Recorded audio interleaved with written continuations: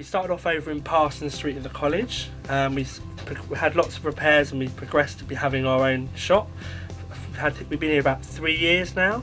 It works really, really well because a lot of the community come to Kisharon to have their bikes repaired, which brings in money for Kisharon, which also Yaakov and Levi learn skills with acting with customers and speaking to members of the public. We sell bikes here, and customers come here and bring the bikes for repairing, and we also sell bikes, all of rally bikes we sell here, all the big bikes and small bikes for the children as well.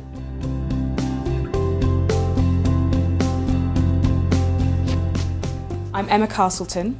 I've been involved with the Kisharon organisation now for 3 years. My son Elias has special needs.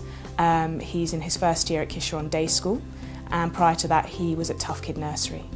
It couldn't have been a more wonderful place for him to start his education, which I guess is why we very seriously looked at Kisharon as the school that we wanted him to go to, and although we looked at many other schools, it was the only place for him. In fact, we moved into the borough of Barnet in order to be able to send him to Kisharon. Having got him there, we know that we did absolutely the right thing. He's happy, he loves it, and there's a love and a very special caring in Kisharon that, again, I haven't seen anywhere else. Which is also why we've chosen to send our very mainstream, very bubbly daughter to Tough Kid as well. It's the best nursery we saw. We could have sent her anywhere. And I looked at all the nurseries and I kept coming back to the fact that actually I thought the best start for her was Tough Kid. So that's where she's going. If you are Jewish and you have a child with special needs and you think he's special and complex, don't look any further.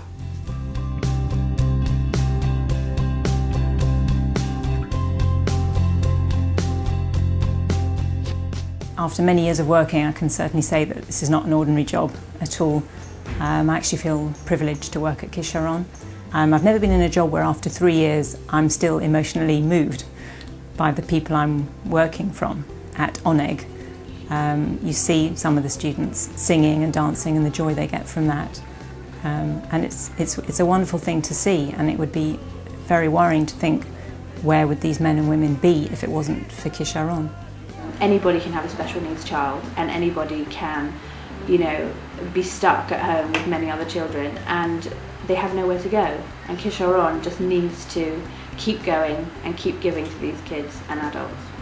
As difficult a time as the individual is having, the families are often having as difficult a time, and it's not just one person who's affected, it's the whole family unit. We want to be there for the family so that they know there is an outlet for any sort of need that they have. The Jewish way of life is not an isolated thing, it happens in communities, and therefore supporting people with special needs within the Jewish community becomes a communal responsibility as well.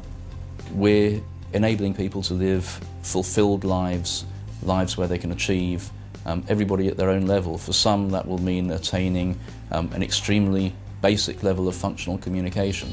But that could be something which will absolutely revolutionise and change their quality of life.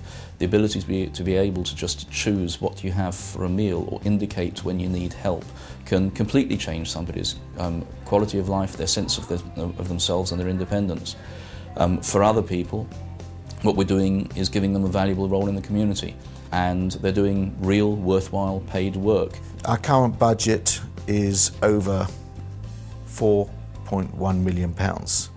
We are privileged to live in a wonderful country, and the government support us, and they give us in fact over £2.7 million, but that still leaves a deficit of £1.4 million that we have to find annually.